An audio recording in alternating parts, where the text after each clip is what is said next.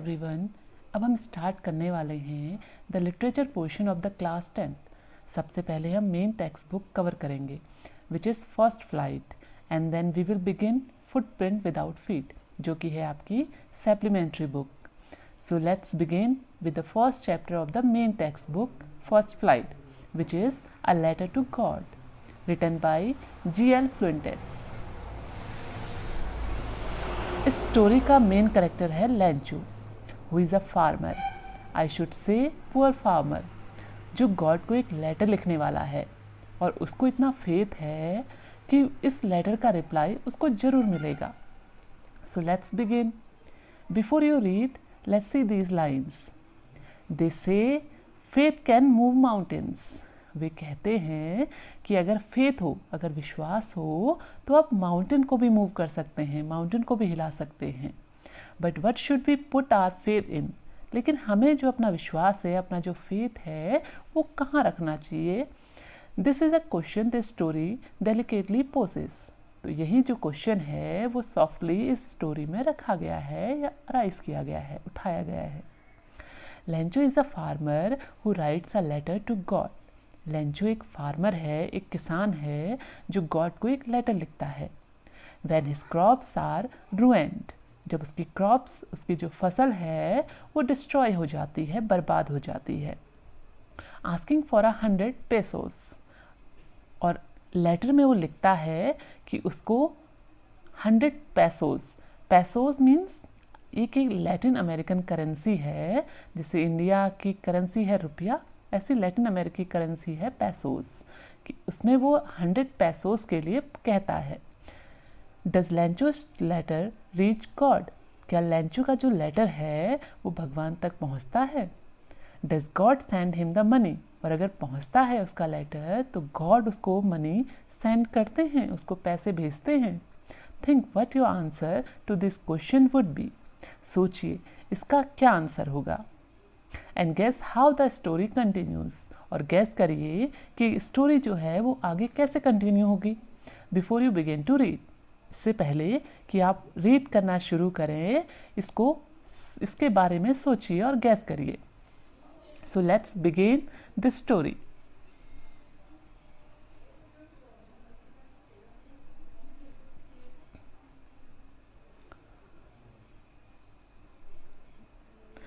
The house, the only one in the entire valley.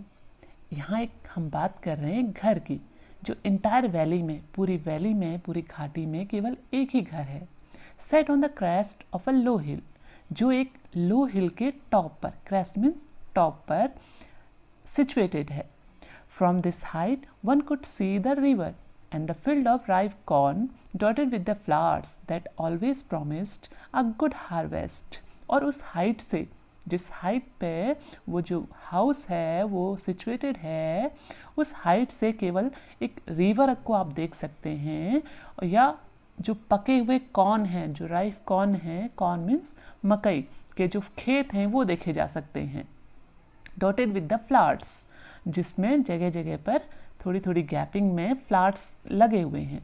That always promised a good harvest, जो promise करते हैं एक अच्छी फसल की, जो बताते हैं कि जो फसल होगी वो बहुत अच्छी होने वाली है।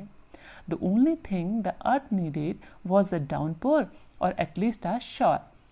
तो केवल अर्थ को अब एक ही चीज़ की आवश्यकता है, या तो डाउनपोर हो जाए, डाउनपोर मीन्स हैवी रेनफॉल, या तो भारी बारिश हो जाए, या एटलीस्ट बौछार ही हो जाए, शार ही हो जाए। Through out the morning Lencho, who knew his fields intimately, had done nothing else but see the sky towards the north east। और सुबह से लेंचो, जो अपने फील्ड्स को, अपने खेतों को क्लोजली जानता है, क्योंकि एक फार्मर से अधिक खेतों को और कोई नहीं जान सकता, तो लेंचो भी जो अपने फील्ड्स को अच्छे से जानता है, उसने सुबह से कुछ नहीं किया। किसकी बजाय? केवल नॉर्थ ईस्ट डायरेक्शन में देखने की बजाय उसने दिन भर कुछ नहीं किया। Now we are really going to get some water women. अब यहाँ एक कन्वर्सेशन दी गई है जो लेंचो और उसकी वाइफ के बीच में हो रही है। तो लेंचो अपनी वाइफ से कहता है कि अब एक अच्छी बारिश या एक कुछ बारिश हमें मिलने वाली है, या थोड़ी बारिश होने वाली है। The woman who was preparing supper replied, Yes, God willing. और जो विमेन है जो सपर मीन्स डिनर, रात का भोजन जो प्रिपेयर कर रही हैं, और प्रिपेयर करते हुए वो रिप्लाई करती हैं, हाँ, अगर गॉड ने चाहा। The older boys were working in the field, और जो उनके बड़े लड़के हैं, बड़े बेटे हैं, वो फील्ड में, खेत में काम कर रहे थे। While the smaller ones were playing near the house, जबकि जो छोटे बच्चे हैं, जो छोटे लड़के हैं, वो घर के पास खेल रहे थे। Until the women called to them all, come for dinner. तो women ने, whose dear mother has called them, come for dinner, आओ डिनर के लिए आ जाओ। It was during the meal that just as Lancho had predicted. मील के दौरान, मील means भोजन या खाने के दौरान, जैसा लैंचो ने प्रिडिक्ट किया था, भविष्यवाणी की थी कि अब हमें अच्छी बारिश मिलने वाली है। Big drops of rain begin to fall, तो रेन्स की जो, बारिश की जो बड़ी बड़ी बूंदें थी वो गिरने लगी। In the north east huge mountains of clouds could be seen approaching, north east direction से बड़े बड़े क्लाउड्स देखे जा सकते थे आते हुए। There was fresh and sweet, हवा जो थी वो फ्रेश और स्वीट थी। The man went out for no other reason that to have the pleasure of feeling the rain on his body.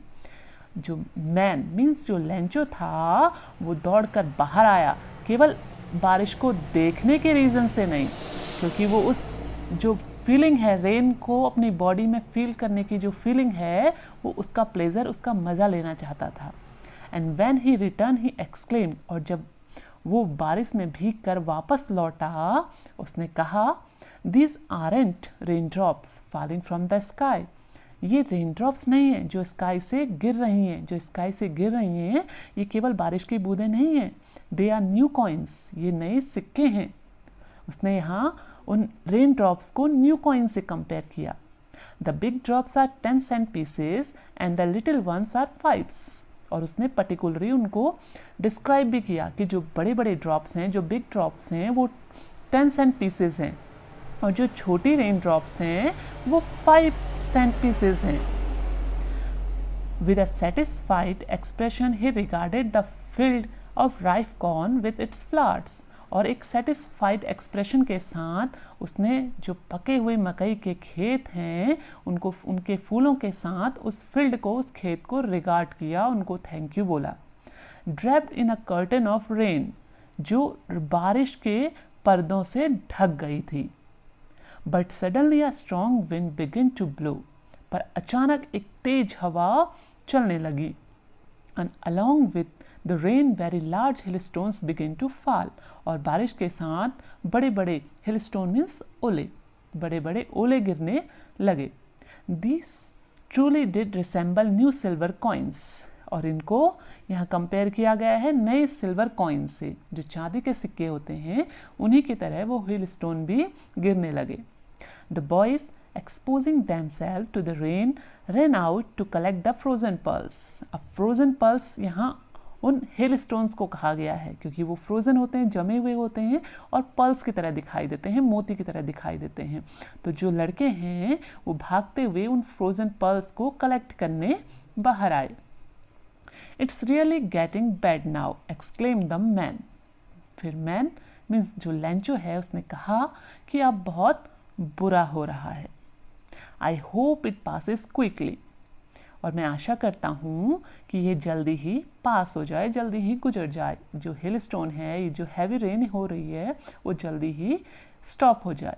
It did not pass quickly, लेकिन ऐसा नहीं हुआ, वो जल्दी से पास नहीं हुए।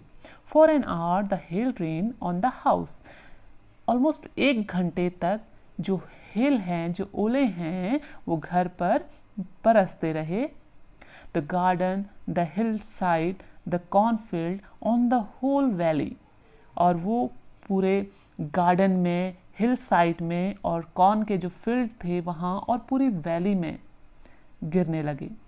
The field was white as if covered with salt, और जो खेत थे वो नमक की तरह सफ़ेद चादर से ढक गए। Not a leaf remained on the trees पर एक भी पत्तियां नहीं बची। The corn was totally destroyed, मकई के जो खेत थे वो पूरी तरह बर्बाद हो गए, डिस्ट्रॉय हो गए। The flowers were gone from the plants, plant से फ्लावर्स चले गए।